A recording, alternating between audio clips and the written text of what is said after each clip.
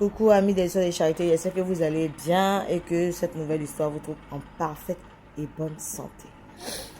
Franchement, cette nouvelle histoire est remplie d'enseignements, est remplie d'émotions et tout. C'est l'histoire de Suzy. Je m'appelle Suzy. Aujourd'hui, j'ai 35 ans. Et à l'époque, j'étais à l'intérieur du pays avec mes parents. Je vivais à l'intérieur du pays avec mes parents. Mon papa était instituteur à Boaké et ma maman était ménagère. Franchement, tout se passait bien. Tout se passait très très très bien. Et on était scolarisés. Puisque mon papa est instituteur, donc on fréquentait dans l'école dans laquelle mon père enseignait. Donc c'est comme ça, tout allait bien, franchement, étant petit, moi et puis mes deux petites soeurs et mes deux petits frères, voilà, étant l'aîné de la famille. Voilà, donc tout se passait bien, on avait une famille heureuse, qui se contentait de ce qu'elle a, franchement, c'était bien, tout était parfait.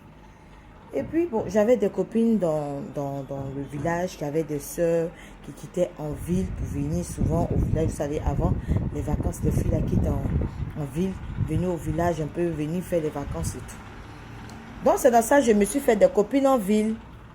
Donc, quand les filles venaient au village, elles nous émerveillaient avec les histoires de la ville, comment ça se passe là-bas, comment, c'est pas qu'on était dépaysés, mais bon, là, on était en ville, mais à l'intérieur du pays, ça n'a rien à voir avec la ville d'Abidjan. Donc, quand on venait nous expliquer, c'était vraiment agréable à entendre. Donc, je me disais qu'un jour, si tout se passe bien dans ma vie, je vais aller en ville et tout. Mon papa me disait que si j'atteignais le bac, j'allais partir faire l'université en ville. Donc, c'est comme ça que, franchement, je me concentrais sur mes études afin de pouvoir atteindre le bac pour pouvoir aller en ville. Mais malheureusement pour moi, en classe de 4e, mon papa s'est fait assassiner par des coupeurs de route. En fait, il était parti en ville pour faire des papiers. Il était censé faire un aller-retour. Et malheureusement pour lui, les papiers ont duré ça a pris du temps. Donc, malgré l'heure, il a quand même voulu rentrer. En temps, nous étions en période de fête. Donc, c'était vraiment très, très risqué. Parce que les jours de fête, il y a des... Vous savez que pendant la période de fête, les coupeurs de route sortent, ils font des bêtises et tout. Donc, c'est comme ça qu'ils sont arrivés, ils ont été... Le cas, bon, je ne peux pas rentrer trop dans les détails, mais le cas a été intercepté et puis bon, voilà, ça ne s'est pas bien passé et puis bon, le coup est parti et mon papa il est décédé. Donc comme mon papa il est décédé, ma mère étant ménagère, ne pouvant pas gérer tous ces trucs-là, s'occuper de 5 enfants, c'était trop. Donc c'est comme ça, ma maman décide de venir chez sa soeur à Abidjan. Donc on se ramasse tous et on vient à Abidjan. Donc, arrivé chez la soeur de ma maman, vraiment, on se rend compte que on est mieux que chez soi. C'est pas facile et tout. Bon, moi, j'étais censée être en 4e. Donc, en 4e, je dois avoir quoi, quel âge, 16 ans, un truc comme ça. Donc, je commence à faire les petits boulots. Je commence à enchaîner les petits boulots. Parce que ma mère, à cause de mon père, vous savez, les femmes d'avant, elles ne travaillaient pas où. Elle s'occupe de l'éducation des enfants. Monsieur, lui, il se doit de chercher de l'argent, venir s'occuper de sa famille. Donc, je disais à maman que, faut laisser, je vais travailler un peu. Puisque chez ma tante là-bas, c'était vraiment difficile de cohabiter. La cohabitation était carrément compliquée parce que elle avait des humeurs souvent. Souvent, ses enfants vont se lever, ils vont nous dire des choses bizarres. Franchement, souvent même maman elle-même se prenait la tête. Mais maman nous disait non, ne regardez pas ça. C'est ça aussi la vie. Si votre papa n'était pas décédé, ça n'allait pas faire. Donc, c'est comme ça. Un peu, je suis allée chercher du travail un peu. Vu que je connaissais un peu papier, donc ça m'arrangeait. Donc je travaillais dans un coin là. Franchement, là-bas, on ne me payait pas grand-chose, mais je disais que ça va aller. Donc, un peu, jusqu'à, je disais à maman que, le temps qu'on est chez tata ici là, économisons un peu l'argent là, on va prendre pour déménager. Donc, c'est comme ça, on déménage, on va dans un quartier populaire, voilà, où la maison coûte pas cher. Donc là-bas, je décide maintenant de aller travailler. Vous savez que travailler dans Maki Bar, ça donne un peu plus. C'est vrai que c'est pas beaucoup, mais il y a les pourboires et tout ça. Donc c'est comme ça. Je trouve un bar où je vais travailler. Franchement, le bar, il marche comme pas possible. Donc les clients là, ils donnent l'argent comme pourboire aux gens. Moi, franchement, dans les débuts, tout allait bien. Ma maman ne voulait pas me dire, on n'a pas le choix. Si on veut manger, il faut que ça passe. Donc, on était là-bas un peu. Donc, je faisais mon boulot. Je rentrais chaque matin avec beaucoup de pourboire. Mon pourboire, même, les pourboires même étaient plus que l'argent même que moi-même, on me payait là. Donc, c'est les pourboires là même que nous-mêmes, on vivait à la maison. Donc, et puis, il fallait que je sois aussi propre parce que je travaille dans un coin. Donc, il faudrait que ça se voie sur moi. Donc, en tout cas, j'ai essayé de mettre ma famille à l'abri et tout. C'est dans un soir, au bar où je travaillais, je croise l'une des filles qui venait en vacances dans la ville dans laquelle je me trouvais avec mes parents. Elle me dit, ah, Suzy, tu es ici? J'ai dit, oui, oh, que c'est ici? Elle dit, mais comment ça, il les études et tout? J'ai dit, ma chère. J'ai dit, ma chère, c'est mieux, tu vas pas mon numéro, je vais pas ton numéro, on va s'appeler, on va parler de ça. Donc, elle prend mon numéro. La nuit, là même, le gars, même, elle était venu jeter l'argent. Donc, elle a dit que, ah, c'est ma soeur. C'est ma soeur du village. C'est ma soeur. Quand je partais au village avec mes parents, pour les vacances et tout, c'est avec elle que je traînais là-bas. Donc, il faut lui donner pourquoi. Donc, ce jour-là, même, le gars m'a donné 25 000. Moi, mais j'étais contente comme ça. Donc, elle est partie. Vu que j'avais son numéro, le lendemain, je l'ai appelée. Franchement, la fille respirait la vie. Elle était fraîche, elle était propre, elle était d'art. Elle dit, hein, moi, mais elle a dit, waouh, le fille de la ville, hein. Nous, on traverse la vie, vous vivez. Donc, mon cher, c'est comme ça, oh. Je suis allée, j'ai pris mon téléphone et puis, je suis allée recharger. J'ai décidé d'appeler la fille. Donc, c'est comme ça que j'ai décidé de l'appeler. Donc, je recharge mon téléphone puis je l'appelle. Elle s'appelait Maïra. J'ai dit, ah, allô, Maïra. Elle avait enregistré mon numéro. Elle dit, oui. Suzy, on dit quoi? Que ça m'a fait plaisir de te voir. Mais qu'est-ce qui s'est passé? Je dis, ah, mon cher, je ne sais pas si tu as le temps, on va se voir parce que vraiment, de toute façon, il était vu, là, on dirait que ta vie chauffée. Elle dit, si. Que bon, là, je suis encore avec mon gars là, mais laisse-moi, je te rappelle. On va se voir. Tu vas me dire où tu es, puis je vais venir vers toi. Il dit, ok. Donc, elle finit, le gars, il m'appelle vers 17h comme ça. Ce jour-là, il ne travaillait pas. C'était le jour de repos. Donc, je ne travaillais pas. Donc, il m'appelle vers 17h. Ah, tu es où? Il dit, ah, il a indiqué mon point. Je me rends compte que Maïra vient en voiture. Moi-même, mon cœur, moi, il dit, pourtant, on est promotionnel. La fille vient avec voiture. Elle est venue, elle a garé. Elle m'a appelé. Oui, je suis là. Il dit, tu es là où je ne te vois pas. Elle me dit, tu ne vois pas la voiture qui est garée là, c'est moi qui suis assis dedans. Il dit, Maïra, on peut faire ça? Elle dit, oui, on peut faire. Je suis montée, elle dit, ma chérie, ta vie chauffe d'air. Comment tu fais pour avoir voiture, tout ça? Je sais que toi, tes parents sont pas aussi riches que ça. Donc, comment elle dit, ma chère, on en vit ici, là. Chacun se cherche. Et moi-même, mes parents, depuis mon papa a pris sa retraite, là, nos vies, tout est mélangé. Donc, on a dû sortir de la maison pour se chercher. Donc, c'est dans le cherchement, là. C'est dedans, je suis comme ça. Il dit, ah, elle dit oui, il dit très bien. Donc, on pense s'asseoir dans un coin, on prend un godet, là. Puis, je commence à lui expliquer ma vie. Elle dit, hé, Yako. Mais comme vous êtes venu en vidéo, j'explique tout, comme était chez ma tante. Mais vraiment, c'était difficile.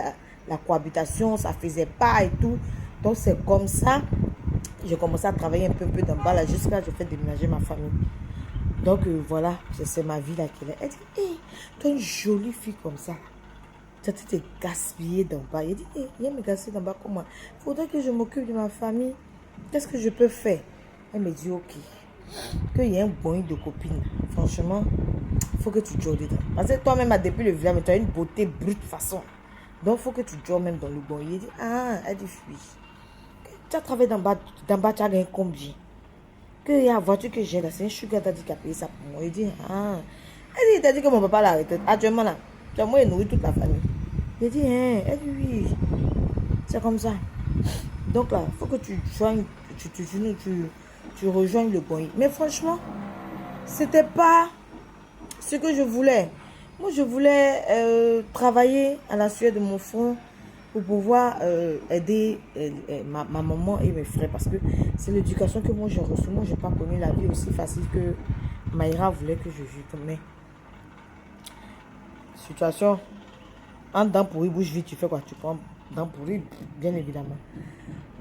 Donc, franchement, de toute façon, j'ai vu Maïra là. Moi-même, mon cœur même a pris l'eau et dit, ah, si Maïra est belle comme ça, c'est que ça va faire. C'est comme ça, Maïra, un soir, elle m'appelle, elle me présente à ses copines et tout. Il dit, des filles, elles sont fraîches comme ça. Il dit, belle. Quand elle m'a vu aussi, mais ta cousine, parce qu'elle m'a présenté avec sa cousine. Mais ta cousine, ta cousine, elle est belle, hein. Elle est belle, brute, de manière brute comme ça. Et puis je riais, elle dit en plus elle a les dents blanches. Quand elle dit que c'est là avec au village, elle dit si, que pas au village, mais en ville, à l'intérieur du pays et tout. Elle dit que vraiment elle est belle, puis elle a une belle silhouette et tout ça. Donc c'est comme ça, on a sympathisé avec les filles et tout.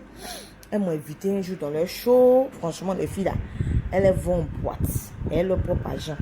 Elles payent boisson. 3 garçons qui t'ont amusé à payer boisson pour leur donner là. Elles vont s'accrocher à ta vie parce qu'elles font pas. Elles, c'est un peu genre les Janjou de luxe là. Où les filles qui lancent filet. Elles lancent le filet puis ça tape le plus gros poisson et puis elles ramènent. C'est-à-dire qu'elles vont se faire passer pour des filles qui ont beaucoup d'argent. Et puis quand toi, le gars, maintenant, tu tombes dans le filet maintenant là. C'est toi, ils vont sucer là. C'est un moment comme ça. Donc, elle m'a invité en boîte. On est parti.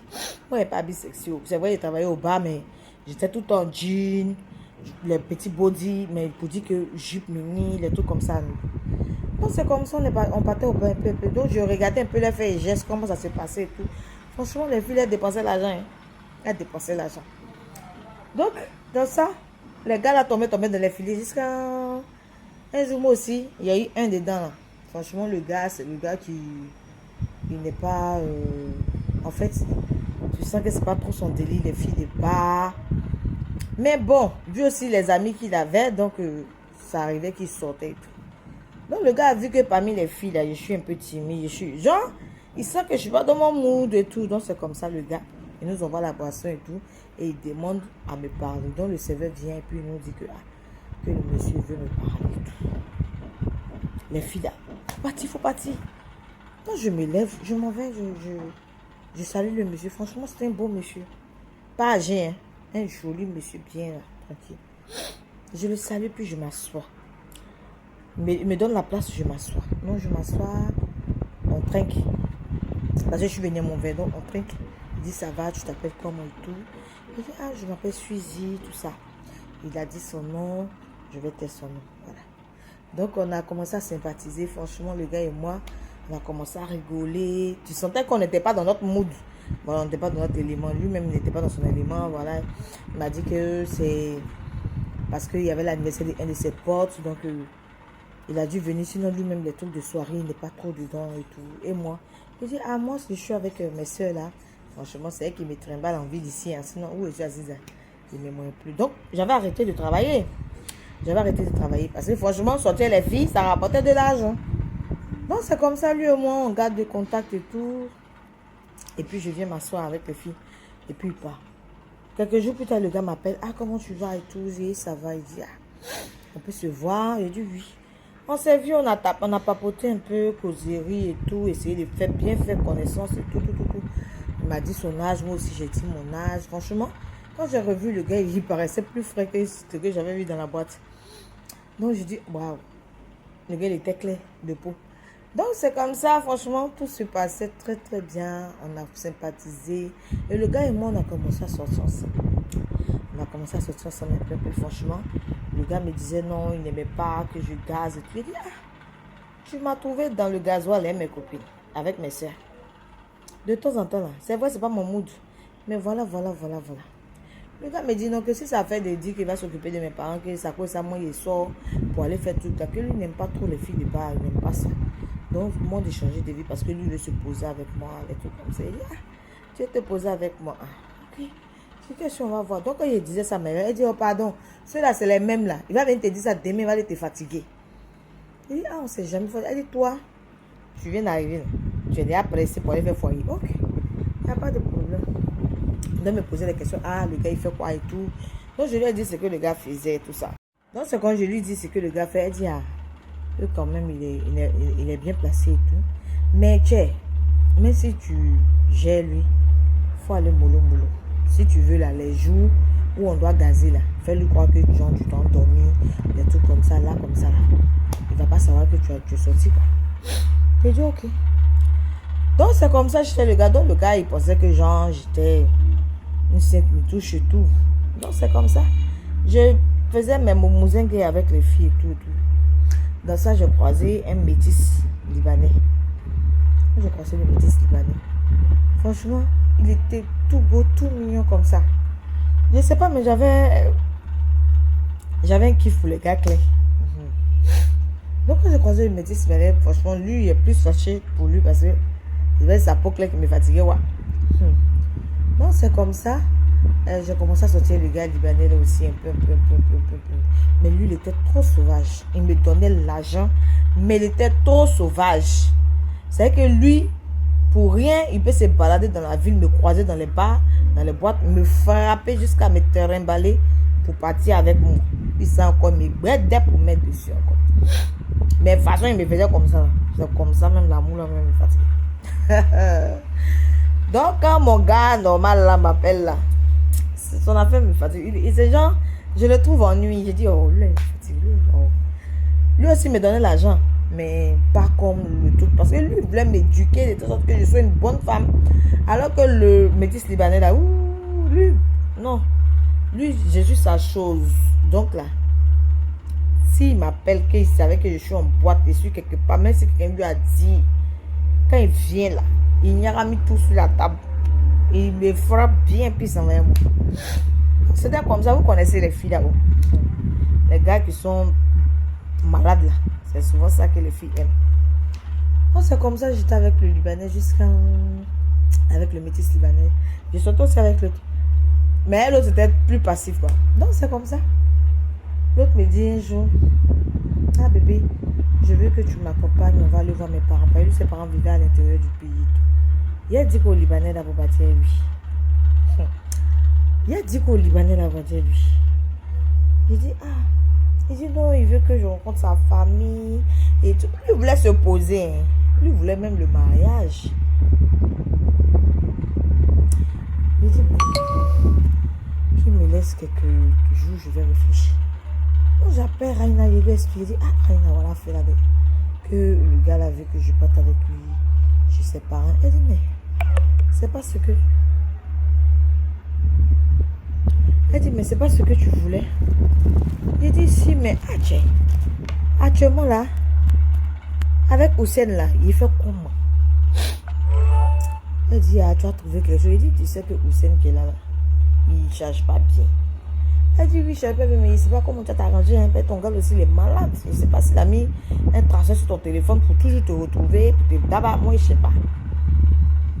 Donc, j'ai dit au gars que je ne pourrais pas partir avec lui parce que ma maman ne se sent pas bien. Et puis, je dois m'occuper de mes frères, tout ça. Donc, on va remettre ça une autre fois. Donc, il dit, ok, il n'y a pas de problème qu'on va remettre. Donc, il est parti. Quand il est parti, je me suis retrouvé en boîte avec les filles. Et Hussein est venu. J'ai dit, ce jour-là, je ne sais pas s'il était drogué. Mais le gars, il m'a tabassé jusqu'à... J'étais inconsciente. Il m'a tabassé. Quelqu'un me s'est réveillé à l'hôpital. Elle est fille. Il dit, enflez mon oeil, enflez ma bouche, tout ça. Donc les filles m'ont fait bafouer lui.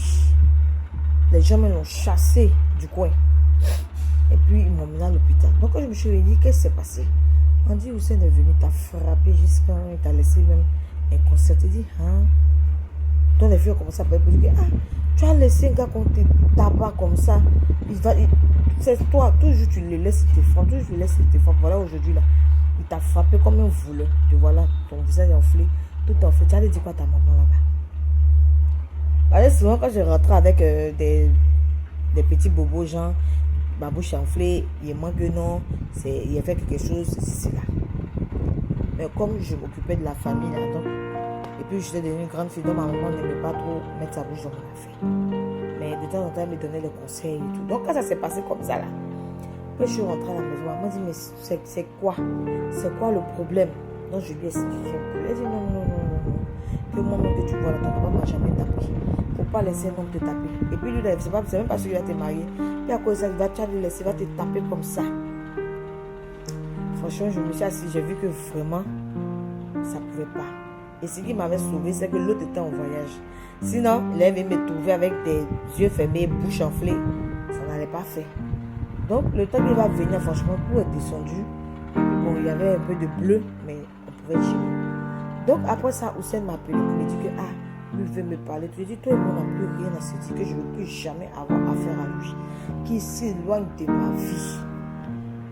Donc, je suis restée dans mon coin. Là même, je ne battais plus en boîte les filles. J'ai dit, non, ça suffit parce que, je sais que forcément, si elle va en boîte, là, le gars, il va venir me trouver là. Et souvent, elle partait en boîte et puis elle disait que non. Et souvent, elle le croisait. Et tout, il dit, bon, ça va. Donc, quand lui est venu, on s'est assis, on causait et tout. Il m'a dit que vraiment, lui, il est comme femme. Il faudrait que moi aussi, là, je voie qu'est-ce que je veux faire.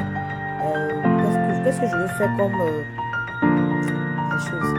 Boulot, si je veux une activité, il peut monter, mais si je veux passer un concours, il va faire, il va dire, moi, je me suis rencontrée. Il dit, oui, mais tu peux faire ça un peu du soir, maintenant que tu travailles.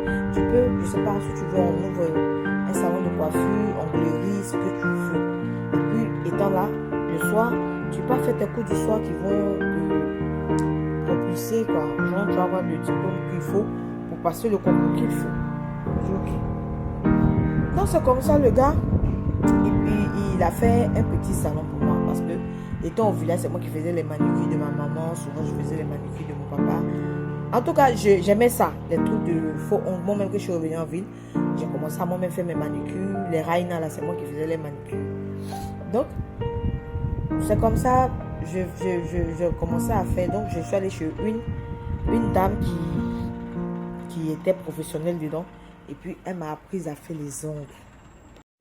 Donc, je suis allée, j'ai appris à faire les ongles, tout, franchement. Tout s'est bien passé là-bas.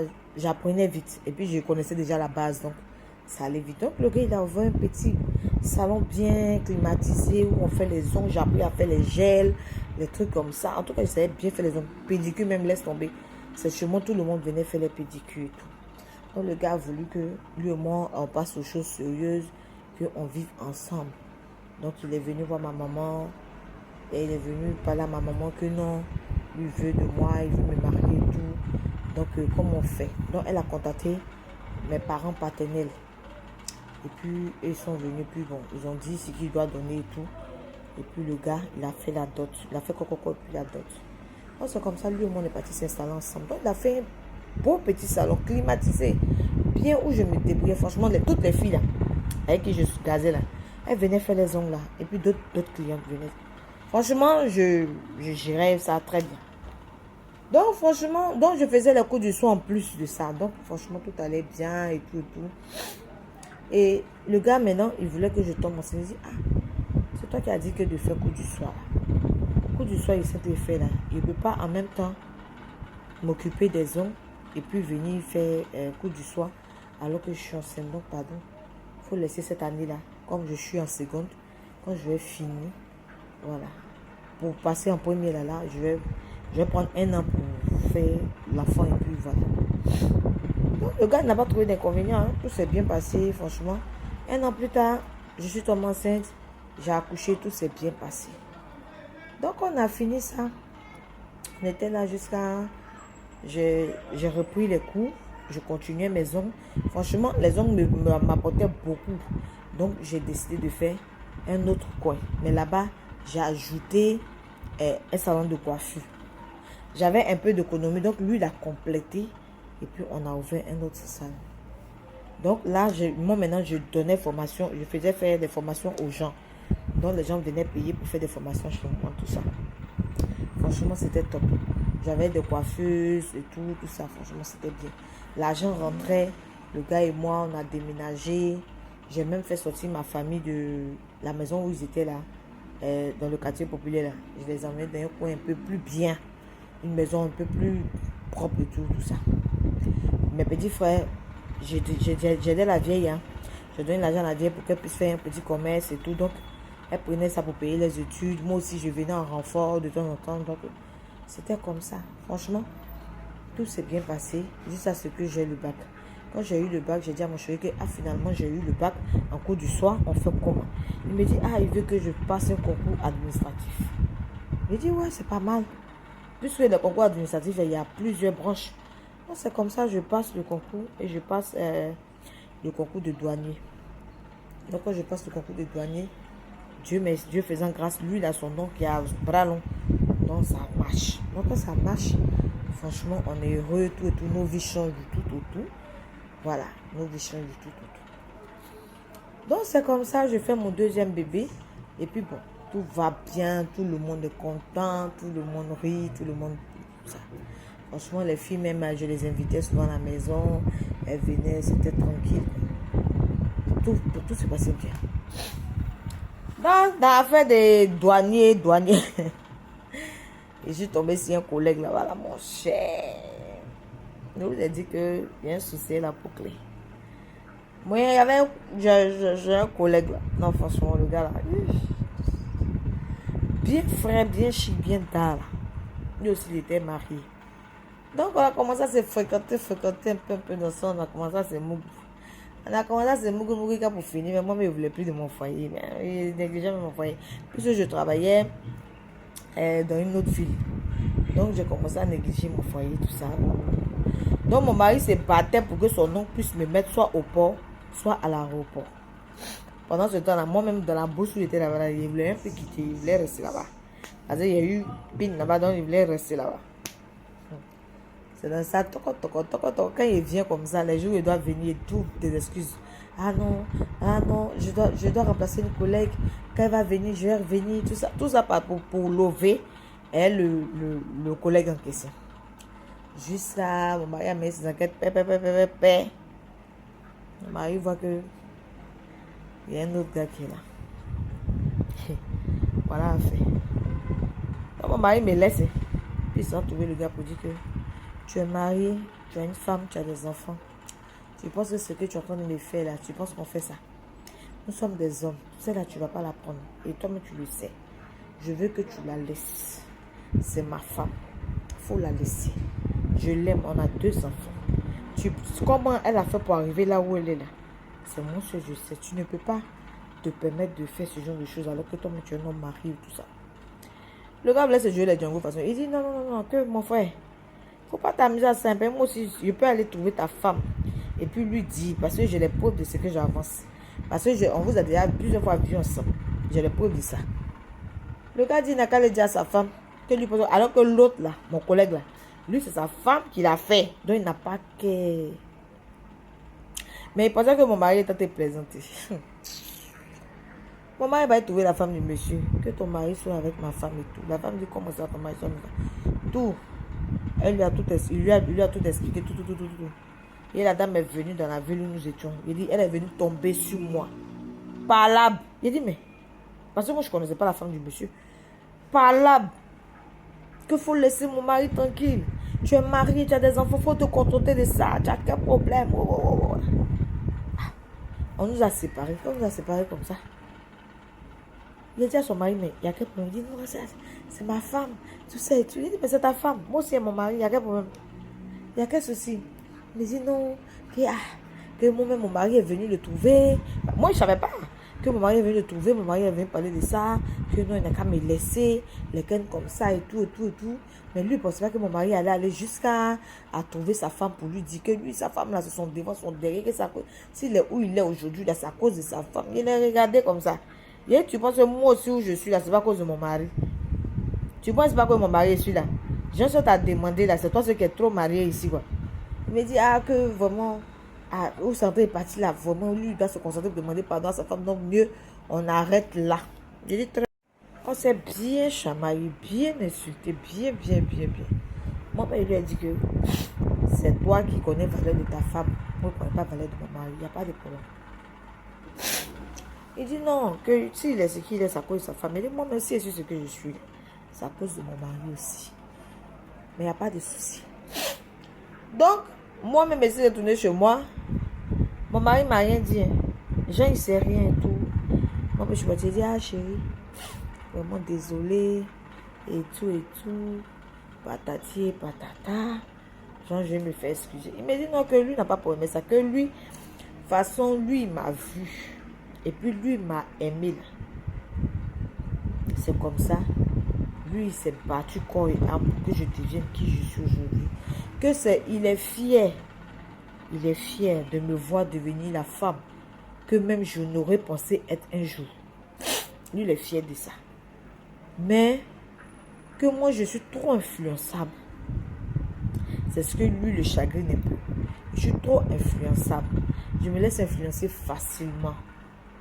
Que ce n'est pas bon. Je demandais pardon à mon mari. Il dit non, que c'était... Mon cher, je me suis égaré un peu. Donc vraiment, qui me pardonne. Il dit, il n'a pas pour ça. Mais il n'a pas parlé de ça à un membre de sa famille. Ni même à ma maman, rien. Il a gardé ça pour lui. Il a voulu gérer les choses de son côté. Pour que, tranquille, pas. Voilà, c'était un moment comme ça. Donc c'est comme ça. Mon mari et moi, on a pu régler nos problèmes. Et puis tout est rentré dans l'ordre, franchement. Depuis ce jour, je n'ai plus jamais cherché à regarder un autre homme que mon mari. Même Raina, même le jour, il lui expliquait, il dit, mais toi, tu es malade. Le monsieur là s'est battu quoi pour que tu deviennes ce que tu es. Nous-mêmes aujourd'hui, là, même à partir en boîte, même à se donner loup pour nous. On est resté là, c'est notre petit magasin on a fait là. C'est ça qui nous jette. Toi-même, tu as eu mari. Nous, on n'a pas eu mari. Toi, tu as venu verser ça dans ton article facilement comme ça. Et vraiment, vous faites très attention. Et puis, il dit, ah, ouais. Il s'est passé le monsieur là même, il pouvait me laisser comme ça. Avec Jean, il trouvait que Jean, je ne suis pas une bonne personne. Puis il a me laisser comme ça et tout. Mais il n'a pas voulu que ça se passe comme ça. Que vraiment, je remercie Dieu. Donc franchement, les filles, le message que je voulais faire passer, c'était que vraiment, Dieu m'a béni avec un bon mari. Franchement, souvent là, tu n'es pas le genre de ton genre. Souvent, tu n'es pas le genre de ton genre. Donc, quand Dieu te donne l'opportunité d'avoir un homme qui se bat, qui fait tout pour que tu sois heureuse là, il faut te contenter de cet homme-là.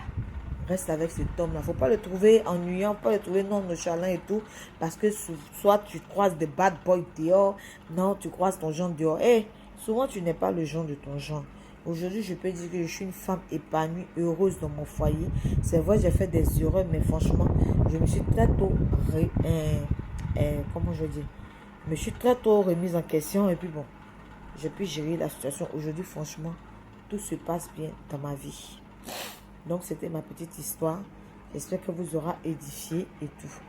Merci d'avoir écouté les histoires de Charité. Ce n'est pas mon histoire, c'est l'histoire de Suzy. Ok, donc on se dit à bientôt pour une nouvelle histoire. N'hésitez pas à m'écrire pour m'expliquer vos histoires. D'accord? Il n'y a pas de souci. Bisous, portez-vous bien. Bye.